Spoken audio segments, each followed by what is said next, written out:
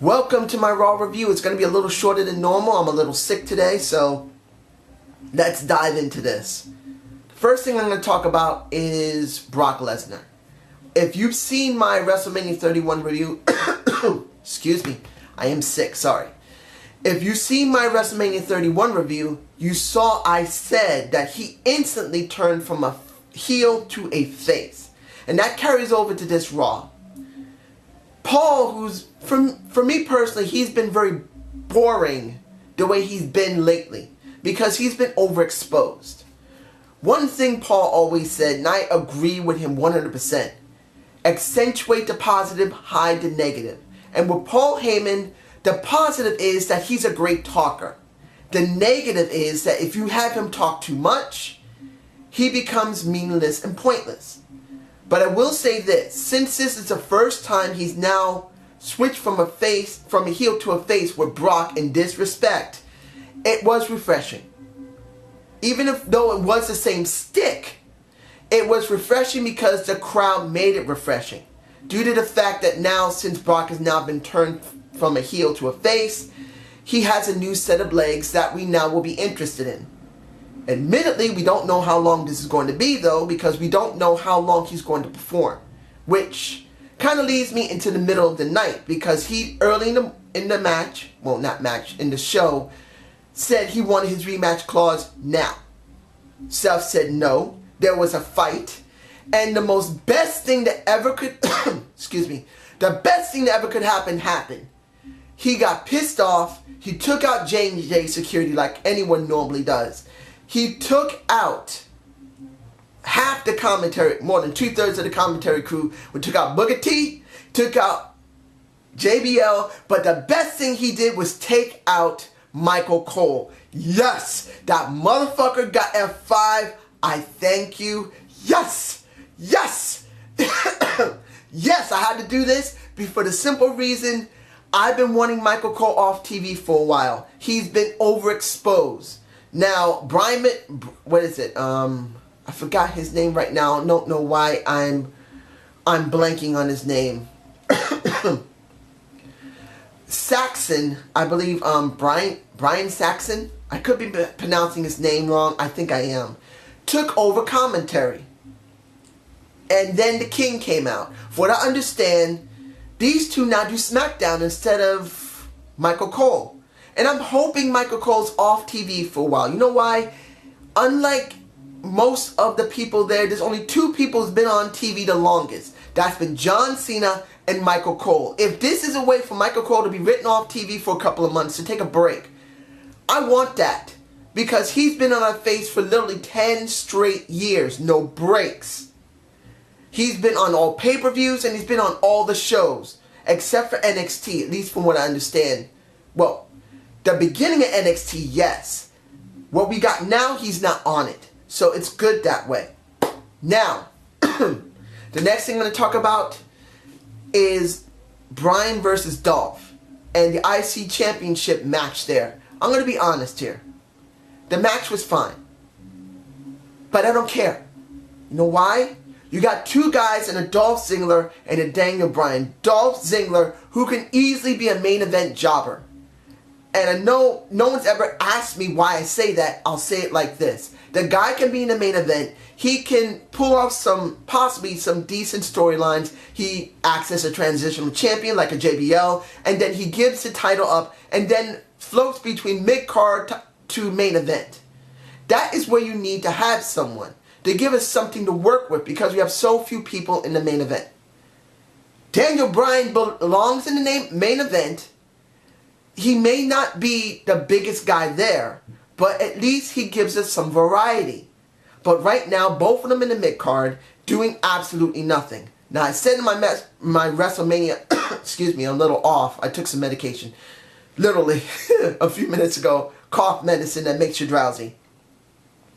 Essentially speaking is this. For Daniel Bryan, as much as people love him, if he is a main event guy, he should not have the lower tier belt. He should be floating in the main event.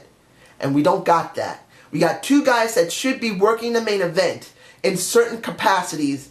And we got them in the mid-card with a meaningless belt. And even though I'm possibly sure they may give him something to do later, it does not mean it's right at all. My guess is he's not going to be doing anything for quite a while as long as he holds that title. The only thing that saved this entire segment for me personally wasn't that it was a great match. It was that Sheamus came back right after Bad News Barrett knocks everyone around and he looks like a fucking Celt. And what I mean by that, Celtic warriors originally and traditionally had hairstyles like that. Having the hair and their chin done. Some of them having mohawks similar to what Native Americans have and had actually in the past. It actually fits him. Now he looks like a true Celtic warrior. People don't like it. They say he looks stupid. I love that shit. He's different now. Instead of being a cookie cutter heel or face, he now stands out. And he says, I'm back. I'm happy to see him like this. And he goes after Dolph, which kind of leaves Bad News Barrett and Daniel Bryan together. I don't know if it's going to be a good feud at all. It's just the way it is. Next, Mizdow versus, I don't remember who the guy he faced. I'm sorry, I'm just blanking. I'm not feeling well. But it's not about that. It's about the Miz kicking Mizdow's ass afterward and making it look good. This is what could be going into Extreme Rules. I didn't know which was the next pay-per-view since I have not been feeling well. But I checked. It's supposed to be Extreme Rules. I thought it was supposed to be Elimination Chamber. I don't know why. I'm sorry. But essentially speaking, this could build up into Extreme Rules. And I want to see this. But the problem is here. And it needs to be done soon. You have to have Damien Sandow change his look and his music. I don't believe he should go back to the same look. And he definitely should not go back to the same music as he was. The intellectual savior of the masses needs a new look and a new stick. And that's what I'm hoping for. I think it was Cody Rhodes who went up against him. If I'm wrong, you guys tell me below. Cena versus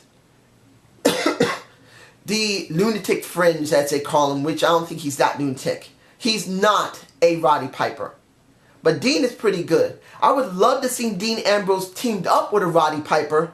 And Rowdy Piper is his manager. That would really work. I would love to see that, but we're not going to get it. It was a good match. But I got to ask you this, guys. Did you guys actually see how John Cena reacted as a U.S. champ? You know what? The belt fits him. Some people would say he actually is a lower tier worker. Doesn't mean he doesn't work his ass off when he does work. But he has this look right now with the U.S. Championship like he is a lower tier worker, like he's supposed to be stuck in that position. So he gave me that look. But the thing that got me was that there was no Rusev, no Lana, nobody. I don't know if they're going to leave Rusev off TV for a little while and then bring him back to face Cena. But he wasn't there this time. But we won't know what's going to happen until the next Raw or this SmackDown, which I don't know if I'm going to be able to see it. Now, last thing I'm going to talk about is Sting. I managed to see Sting after Raw was over, and the way he talked just didn't sound right to me personally, saying simply, hey, I'm here, and as long as if they give me the ball to play with, because Renee Young said, what is your future? He says, if the WWE throws the ball at me to play with it, I'm willing to play. If not, hey, it's a loss in their favor. I think he shouldn't have said that. I think he should have said, I'm here and I'm going to fucking dominate. This is my job. That's what I do. I am an icon. I can do the best work anyone could do. And I think that should have been better for him to say that and then get stuck with Bo Dallas. Bo Dallas. Bo fucking Dallas for Sting. Now you could say, hey, excuse me. You could say, hey, why not let him deal with a Bo Dallas? Because, well, it's a first match for him really on WWE's Raw. He's going to be seen on Raw. Why not let him go for someone really easy so he wouldn't have a problem? Here's the thing.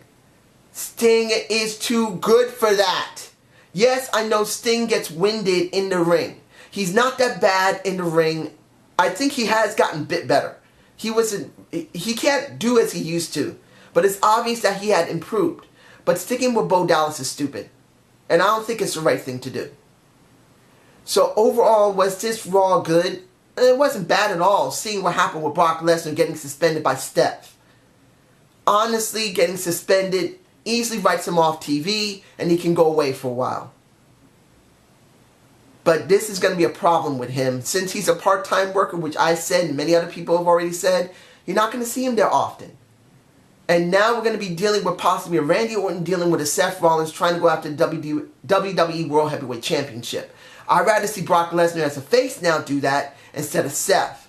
Unless they're just telling him to get off TV and he comes and attacks the place anyway. But you guys tell me how you feel. And I hope you... excuse me. Woo! I hope you enjoyed the Zane view. Please give me a comment below. My debated weeks are going to be a little late because of my sore throat. I will get it out as soon as I can.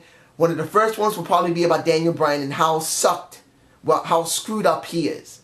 Have a good night and have a good night. Peace.